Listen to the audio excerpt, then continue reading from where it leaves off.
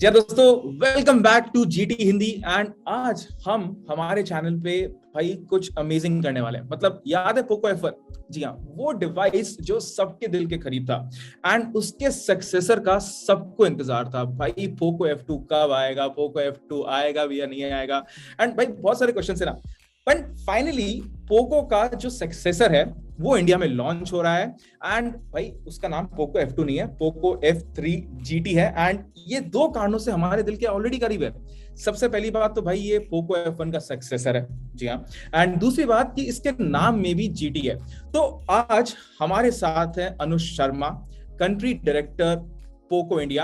And हम उनसे भाई पूछेंगे इस पर्टिकुलर डिवाइस के बारे में बहुत सारे क्वेश्चंस और पता लगाएंगे कुछ एक्सक्लूसिव्स के बारे में। आई नो थोड़ा डिफिकल्ट होगा उसके जो बातें उससे उनसे निकलवा पाना। एंड जो प्राइस है उसके बारे में बात करेंगे। तो सबसे पहले भाई we should welcome him and welcome Anuj. And भाई क्वेश्चंस ये सब स्टार्ट हों, बट उससे पहले I would want to know कि पोको F1 जो सक्सेसर आप उसका लेके आ रहे हैं, how does the company feel about, how does the team feel about it, मतलब क्या चल रहा है अभी टीम में? Thank you Ashish. Really happy कि यहाँ पे चांस मिल रहा है बात करने का। आई थिंक हमें भी मिले हुए काफी टाइम हो गए हैं, ऑलमोस्ट लॉकडाउन से पहले मिले थे। यस। तो दिस इज गुड। जैसे आप बोल रहे थे F3 GT आ रहा है। आई थिंक टीम काफी नर्वस है और काफी एक्साइटेड भी है, बिकॉज अगर आप देखेंगे जैसे आपने बोला ना कि पोको F1 इतना बड़ा सक्सेस था कि ऑटोमेटिकली एक्सपेक्टेशंस बहुत हाई होती जा रही थी। तो देखते हैं अभी लोगों को कैसा लगता है, बट एटलीस्ट हमारा पोको F3 GT तो रेडी है। I know, and you're talking about expectations. I remember हमने भी एक वीडियो बनाया था where we actually showcased Poco F1 as the legendary phone. मतलब उसके थंबनेल में हमने लिख दिया था लेजेंड।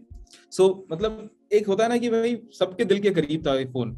सो इसीलिए we are excited about it. And अब चलिए बढ़ते हम क्वेश्चन की तरफ। एंड सबसे पहला क्वेश्चन है कि पोको F सीरीज इतना सक्सेसफुल सीरीज था एंड आई थिंक सब लोग हमारे ऑडियंस में, मतलब कोई कोई भी ऐसा शायद ट्वीट नहीं होगा, कोई ऐसा पोस्ट नहीं होगा जिसमें आपको ऐसा रिप्लाई नहीं आया होगा when is Poco F2 coming.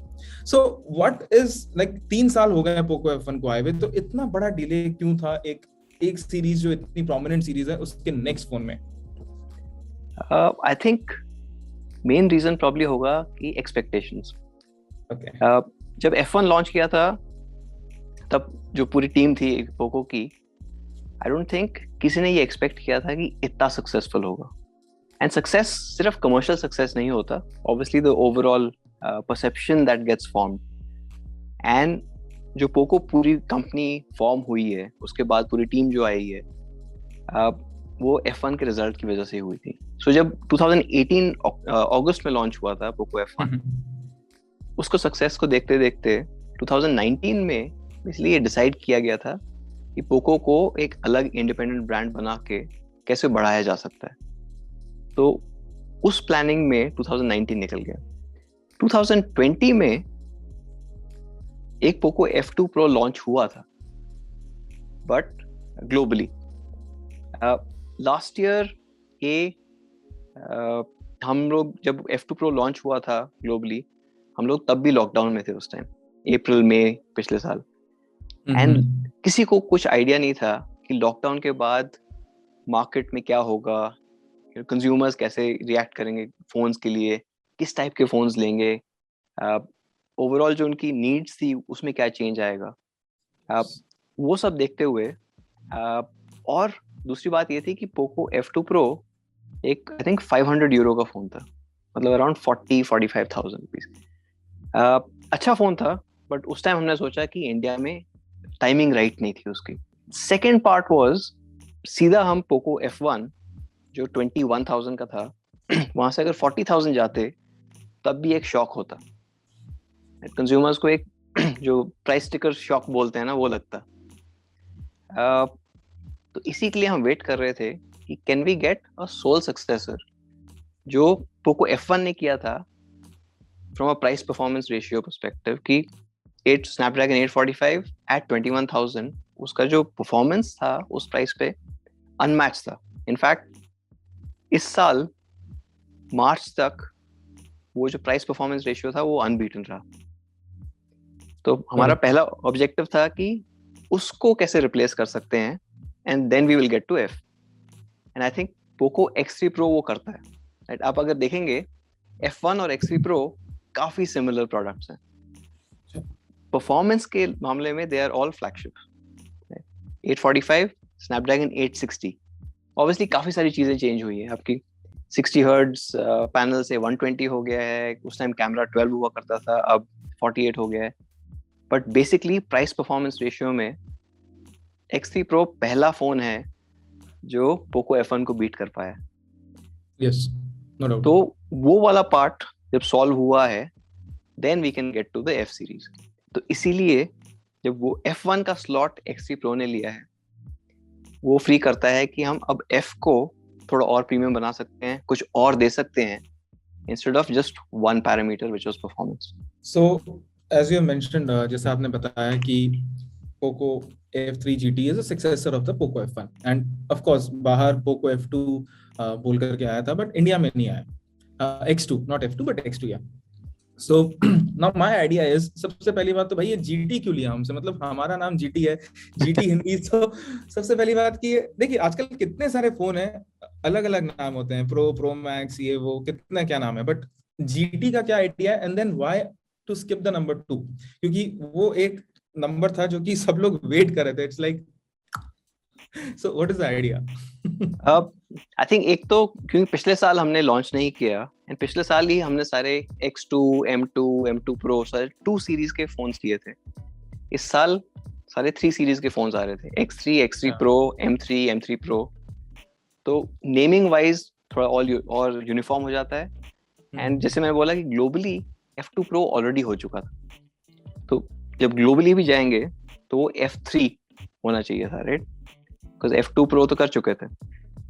अब GT की बात करें तो आई थिंक ऑब्वियसली आपके जो व्यूअर्स हैं उनको पता होगा कि एक पोको F3 ऑलरेडी एग्जिस्ट करता है, and we wanted to focus on कि ये वाला जो प्रोडक्ट है जो हम इंडिया में ला रहे हैं वो F3 नहीं ला रहे हैं, बट F3 GT ला रहे हैं। वो कुछ और है, कुछ अलग करता है। और इस केस में GT एक्चुअली जो रेसिंग कार्स है उनसे से लिया गया है। सो रेसिंग कार्स में they are basically all grand tourers.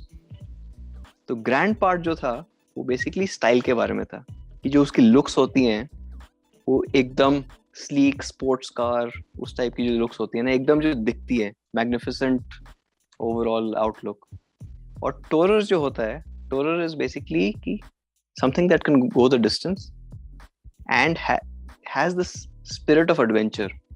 थोड़ा सा एक्साइटमेंट होना चाहिए उसमें। तो लुक्स और एडवेंचर एक साथ आ रहे हैं ग्रैंड टूरर में, जो है GT। एंड सो अब ये जो कंपनी इंट्रोड्यूस कर रही है ये एक नया फोन, इसके पीछे क्या स्ट्रैटेजी है, क्या आइडिया है कि इसको कैसे आप प्लेस करेंगे, and what is the overall feel about the product? जब हम ये सोच रहे थे कि F3 करें या F3 GT करें, मतलब कुछ और करना चाहिए, इसकी थिंकिंग आ रही थी जब हम सारे एनालिस्ट रिपोर्ट्स देख रहे थे पिछले साल। अगर मैं कंपेयर करता हूँ 2019 से 2020, एंड एनालिस्ट रिपोर्ट्स हैं, मेरे पास एक रिपोर्ट है, मैं पढ़ूंगा। अगर आप देखते हो पिछले साल 15 से 20,000 रुपए जो मार्केट थी वो ग्रो की around 20% year on year, which is a good growth. 20 से 30 और 30 से 40 अराउंड 10% ईच। जो आप सोचोगे मेक सेंस, बिकॉज जैसे आप प्राइस में ऊपर जाते रहते हो मार्केट छोटी हो जाती है। बट जब आप उसके ऊपर जाओगे 40 के ऊपर, वहां पे ग्रोथ थी 35%। एंड इसका जो रीजनिंग है कि 20 से 30, 30 से 40 वो एक्साइटमेंट खत्म हो चुकी थी। एक्चुअली अगर आप देखोगे तो पोको F1 के बाद इस सेगमेंट में कोई ऐसा फोन नहीं आया है जिसने काफी सारी एक्साइटमेंट क्रिएट की है। So there is a linearity, मतलब जो आपको 20 में मिलता है उससे थोड़ा सा बेटर आपको 30 में मिलता है, उससे थोड़ा सा बेटर आपको 40 में मिलता है। और जो सारी इनोवेशन थी वो सब ऊपर जा चुकी है।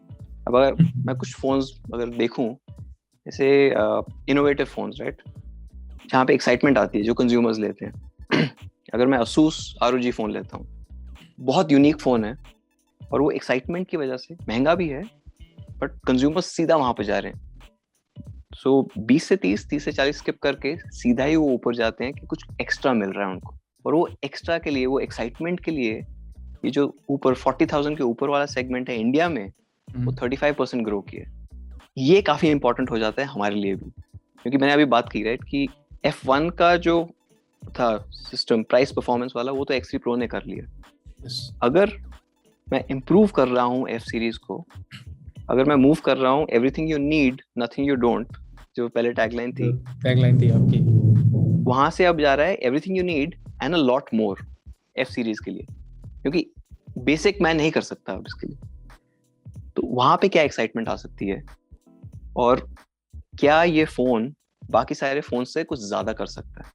जब X3 Pro के बारे में मैं सोचता हूँ and still I think about it, तो मैंने तो अपने वीडियोस में भी बोल रखा था कि भाई अगर परफॉर्मेंस चाहिए 20,000 रुपए के नीचे, तो दिस इज द फोन। मतलब स्नैपड्रैगन 860 है एंड उस तरीके का performance, if you just about performance. End of course जैसे आपने बताया कि आगे ऊपर जाते हैं, so the processor changes, but वो एक ऑफ कोर्स वो एक वाओ फैक्टर जो होता है जो हमें डिवाइसेस में चाहिए, सो वो नहीं मिलता है। So now talking about the wow factor and at that particular price point, आप मुझे बताइए कि जो पोको F3 GT आएगा, उसके क्या एक्सक्लूसिव्स आप हमें बता सकते हैं? What is the wow factor that you want to share about it?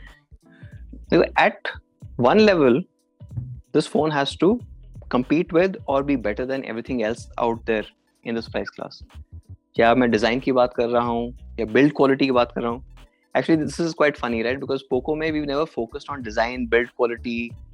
I think M3 आया था, which was a very unique design, but इसमें सब कुछ आ रहा है, everything you need and a lot more. Design, build quality, performance, camera, जो आपका expected है. But I think जो excitement आएगी, वो आएगी GT switches से। So इसमें जो हमने दो स्विच डाले हैं, स्लाइडर स्विचेस हैं, वो जब आप स्विच एंगेज करते हो तो ये फोन आई थिंक कुछ और ही बन जाता है इन अ वे। जब आप स्विच एंगेज करते हो और आप बेसिकली एक गेम मोड में चले जाते हो, so normally it's a great phone for normal use. जिसको गेम नहीं करना वो स्विच नहीं एंगेज करेगा। जब आप स्विच एंगेज करते हो तो ये अलग ही मोड में चला जाता है। आपका स्क्रीन का टच रिस्पॉन्स सीधा 240 हर्ट्ज से 480 हर्ट्ज चला जाता है। वो so I think probably industry category best होगा इस पर्टिकुलर शायद प्राइस पॉइंट पे। उसके साथ साथ आपकी काफी सारी और चीजें चेंज होती हैं, जैसे पीछे RGB लाइट्स हैं वो आएंगी। But I think the coolest part जो है इज जो स्विचेस को एंगेज करके साइड पे दो ट्रिगर्स पॉपअप होते हैं, एंड ये ट्रिगर्स जो हैं ये काफी एक्साइटिंग है। नॉर्मली लोग एयर ट्रिगर्स यूज करते हैं। Air triggers are basically capacitive buttons जो आपने ऊपर लगाए हैं। कैपेसिटिव बटन्स में ये पंगा है कि आपके काफी एक्सीडेंटल टचेस होंगे और ऊपर से कैपेसिटिव लैग भी हो सकता है। आप टच करोगे, वो चेक करेगा कि टच हुआ नहीं हुआ, उसके बाद रिएक्ट करेगा। यहाँ पे मैकेनिकल कीज दी गई है। सारे गेमर्स मैकेनिकल कीबोर्ड यूज करना पसंद करते हैं बिकॉज एक तो स्पीड एंड सेकंड एक्यूरेसी। जब आप मैकेनिकल की दबाते हो आपको पता है आपने दबाया, फीडबैक है। Correct. So we wanted to do that. So putting mechanical keys on a phone itself is very hard. But उसके ऊपर the best kind of mechanical keys are something called magnetic mechanical keys, जो spring पे नहीं होती हैं but magnets पे होती हैं।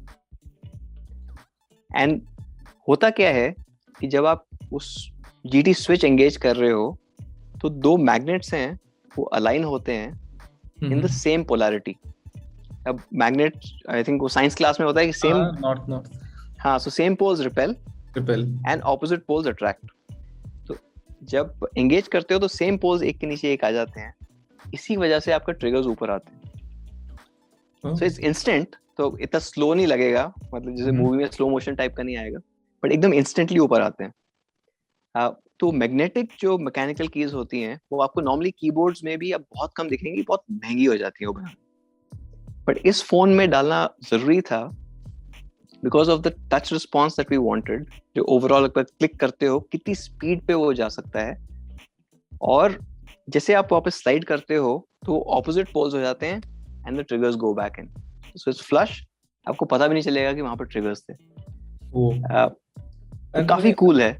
आई रिमेम्बर एक्चुअली एक फोन में रिव्यू कर रहा था, तो उसमें मेरा एक फीडबैक था, not of course Poco phone, मेरा एक फोन था जिसमें ऐसे ट्रिगर्स थे, and one of my biggest feedbacks was that capacitive buttons में there was no haptic feedback, और वो हैप्टिक फीडबैक कभी आया नहीं था। तो Correct. जब गेम खेलते हैं तो एक फीडबैक जब तक नहीं मिलता ना, तब तक वो मजा नहीं आता है कि भाई you are shooting something, like you are clicking Correct, something. correct. So I guess this particular science like that there was a lot of science involved. But I guess like वो तो back end में चलता रहेगा, but एक सामने वाला भाई बंदा जब गेम खेल रहा है तो उसको बहुत मजा आने वाला है उन ट्रिगर्स को यूज करके। Correct. So basically great phone जो अपनी रेंज में प्रीमियम है, बिल्ड से, डिस्प्ले से, साउंड से, परफॉर्मेंस से, बट उसके ऊपर जो एक्स्ट्रा एक्साइटमेंट है वो आपकी GT स्विच एंगेज करते ही ट्रिगर्स, लाइट्स, टच रिस्पॉन्स सब कुछ चेंज हो जाता है। Awesome. You mentioned about the high refresh rate and screen बढ़िया, तो उसके बारे में थोड़ा और बता सकते हैं कि like what kind of screen and the touch sampling rate क्या expect कर सकता है consumer? So एक और कंप्लेंट आ रही थी कि पोको एमोलेड डिस्प्लेस नहीं डालता है। तो इसका काफी डिबेट कर रहे थे हम भी internally. So we have decided कि हम एमोलेड या सुपर एमोलेड या बीच का कुछ नहीं करेंगे, सीधा ही हम बेस्ट पे जाएंगे। We are calling it turbo AMOLED because of the speed. What आपको जो मिल रहा है on a refresh rate perspective, it is a 120 hertz AMOLED. So refresh rate के टाइम काफी स्पीड पे आएगा। From a touch response perspective, जैसे मैंने बोला, जैसे आप GT स्विचेस एंगेज करते हो वो 480 हर्ट्ज पे टच रिस्पॉन्स चला जाता है। बट ये पैनल 10 बिट पैनल है, तो आपको 1 बिलियन कलर्स मिलते हैं। ये HDR10 प्लस सर्टिफाइड है, तो आपको बेटर कॉन्ट्रास्ट भी मिलता है। But I think the most important part जो है, and the reason we were not choosing cheaper AMOLEDs in any of our phones is DC dimming. काफी लोगों, मैंने एक पोल डाला था and almost 1/3 of the people didn't know कि DC dimming क्या है। लोग बोल रहे हैं कि AMOLED चाहिए, but ये नहीं देख पा रहे हैं कि उसमें DC dimming है नहीं है। And we wanted to ensure, because see, from a consumer perspective, you don't need to know कि क्या क्या specs हैं, आपको finally experience कैसा लग रहा है। And अगर आपको 100 में से 10 लोगों को भी flickering दिखती है, that is not a good experience. And we wanted to ensure कि this panel also goes with DC dimming. अनुज, अगर मैं पूछूं कि अपार्ट फ्रॉम परफॉर्मेंस कोई एक फीचर जो आपको पर्सनली इस फोन के बारे में पता है, मतलब एक्चुअली आपको तो सब कुछ पता है बट प्राइस भी पता है, so yes, apart from that is there one feature that जो आपको लगेगा कि ठीक है भाई, परफॉर्मेंस असाइड ये एक फीचर है जिसके बारे में consumer should be excited about, what would be that? मेरे लिए I watch a lot of media on my phone. Videos, Amazon Prime, Netflix, जो भी होगा, I watch that on my phone quite a lot. I think that is something again people will like, because आपको HDR10 panel मिल रहा है, 10 plus panel मिल रहा है, sorry HDR10 plus panel मिल रहा है, आपको 10 बिट पैनल मिल रहा है, और इसके speakers I think are the best speakers again in this segment. They're not the loudest, but जो आपका frequency response आएगा, especially for the lower mids which are normally missing in phones, वो काफी अच्छे हैं। और स्पीकर के जो प्लेसमेंट्स हैं वो भी काफी सोच समझ के किए गए हैं, ताकि जब आपने पकड़ा हुआ है, कुछ देख रहे हो, तो स्पीकर्स दब ना जाए, तो उसकी जो दबी दबी आवाज आती है ना कभी, वो गलती से भी ना हो। So I think people will also enjoy that quite a bit. Awesome. So चलिए, ये सारी बातें तो हो गई, एंड आई गेस एक क्वेश्चन अब मैं पूछूंगा इस डिवाइस के बारे में, जो मुझे लगता है कि जब मैं गेम खेलता हूँ ना, तो एक जो सबसे बड़ा मतलब बोलते हैं पंगा, बोलते हैं आजकल, तो पंगा जो एक होता है ना डिवाइस के साथ, कि भाई आप 20-30 मिनट खेलो, पहले के 15-20 मिनट आपको अच्छी परफॉर्मेंस मिलेगी, डिवाइस बढ़िया से आराम से एकदम ठंडे दिमाग से चल रहा है, लेकिन एक्सटेंडेड गेमिंग में वो क्या होता है कि भाई गर्म होने लग जाता है, उसमें थ्रॉटलिंग इशू होने लग जाती है, एंड एक होता था कि मैंने देखा था कि भाई ट्रिगर्स वगैरह थोड़े गर्म होने लग जाते हैं, बटन्स गर्म हो जाते हैं, तो उसके बारे में, because it makes it actually breaks the experience. तो उसके बारे में कंपनी ने क्या किया कि भाई इतनी गेमिंग के बावजूद वो अपना जो सर है वो ठंडा रखे फोन। सो जितना आप पुश करोगे किसी भी इलेक्ट्रॉनिक्स को, चाहे आप गेमिंग पीसी हुआ, चाहे कंसोल हुआ, चाहे फोन हुआ, जो ज्यादा पावरफुल होगा वो हीट तो जनरेट करेगा ही करेगा। अब आप कैसे मैनेज करते हो वो उसकी बात अलग है। तो यहाँ पे एक काफी बड़ा वेपर चेम्बर कूलिंग दिया गया, 11,500 mm² through the entire thing. तो उससे आइडिया ये है कि हीट को कितनी जल्दी वो सीपीयू से अलग करके ट्रांसफर कर सकता है, ताकि आपके गेम थ्रॉटल ना हो। और हम ये भी नहीं करते हैं कि गेम को थ्रॉटल कर दिया या ऐप को थ्रॉटल कर दिया बट आपके बेंचमार्क ठीक चलेंगे। वो आई थिंक सेम रहेगा। The other thing is, इसमें I think this is the world's first phone that uses white graphene.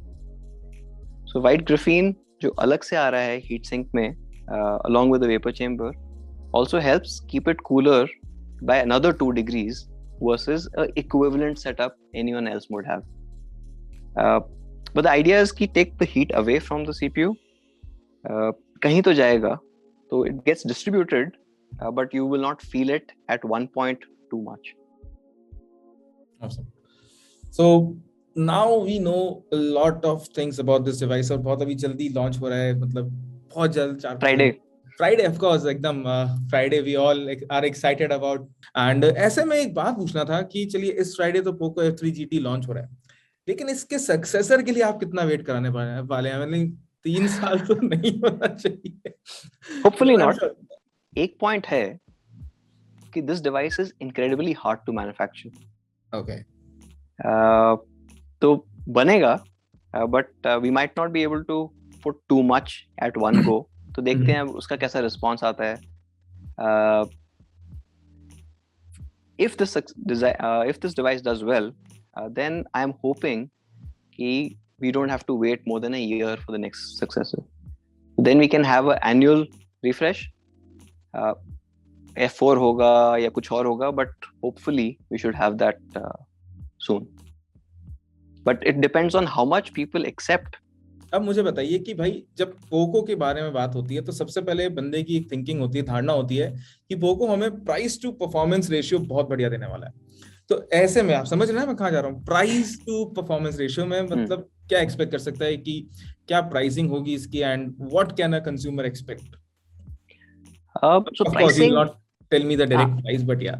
So pricing, I was hoping, and I think I had mentioned it earlier also, that we're looking at, it will be more expensive than the Poco F1. No doubt. वो तो होगा ही, because इसमें काफी अलग strategy है। जो Poco F1 वाला consumer है, जिसको सिर्फ परफॉर्मेंस चाहिए, वो Poco X3 Pro को देख सकता है। 4 महीने हो गए हैं, Poco X3 Pro is unbeaten in its class, and मुझे नहीं लगता इस साल Poco X3 को कोई परफॉर्मेंस में बीट कर पाया। I mean, पूरे वर्ल्ड में सिर्फ Poco X3 Pro में Snapdragon 860 प्रोसेसर आता है। तो इसकी प्राइसिंग ऊपर जाएगी, ये प्रीमियम रहेगा। I think in this case for F series, because of the experimentative nature, इसमें बाकी सारी जो चीजें डाली गई हैं, I would say that for those people जिनको ये चीजें पसंद आती हैं, that value will be great for that price. So may be price performance ratio versus overall performance plus the other aspects of it, and that larger value, क्योंकि इसमें सिर्फ एक वेरिएबल नहीं है आपके पास, for that price will still be good. But at Poco I am not interested in having the lowest price possible. Okay. वो कोई और ब्रांड कर सकता है। मुझे ये नहीं करना है कि this particular spec at the lowest price. I don't want to get that part done because that is limiting. अगर आप उसी में खेलते रहेंगे तो आप बेसिकली एक सस्ता ब्रांड बन के रह जाएंगे। अगर आप, और उसमें फिर एक्सपेरिमेंटेशन भी नहीं कर सकते आप, क्योंकि कुछ अलग से करना चाहते हो तो आप हमेशा सोचोगे यार ये 1000 रुपये ऊपर हो जाएगा, करना चाहिए क्या। जैसे सिर्फ ये मैग्नेटिक कीज और जो पूरा मेटालिक फ्रेम वगैरह आ रहा है, वो अराउंड 2-2.5 हज़ार की कॉस्ट पे आता है एक्स्ट्रा। इसकी जो मैन्युफैक्चरिंग है वो आई थिंक पहली बार इस टाइप के जो मेटालिक फ्रेम और मैकेनिकल कीज हो रही है, पहली बार इंडिया में हो रही है. Oh. उसकी जो सेटअप कॉस्ट है वो सब है, दोज आर R&D कॉस्ट्स. अगर मैं वो अब्सॉर्ब नहीं कर सकता तो फिर वही बोरिंग फोन्स आएंगे आपके पास. So, अब आई नो, मतलब मुझे लगा था कि मैं आपसे सारे के सारे क्वेश्चंस पोको F3 GT के बारे में पूछूंगा, बट एक क्वेश्चन है कि भाई वो पोको पॉपअप बड्स, जो पॉप बड्स है, not popup but pop buds, उसके बारे में क्या सोचना है, मतलब कब आ रहा है, मतलब कुछ तो बता. कोशिश जारी है. अगेन आई थिंक मैंने पहले भी बोला है कि we've done multiple iterations of those pop buds. Sound signature is very hard to get, especially अगर हम unlike a couple of other brands एक साथ आके 5-6 मॉडल नहीं डाल देंगे कि आपको जो उठाना है उठा लो, राइट. ऐसा नहीं है कि सब्जी बेच रहे हो. तो उसके लिए काफी सोचना पड़ेगा कि क्या साउंड सिग्नेचर आना चाहिए, क्या आपका फ्रीक्वेंसी रिस्पॉन्स होना चाहिए. I don't want to ensure कि मतलब सिर्फ बेस में हैवी है तो बैलेंस्ड आउटपुट कैसे आएगा. तो वो थोड़ा कॉम्प्लेक्स है.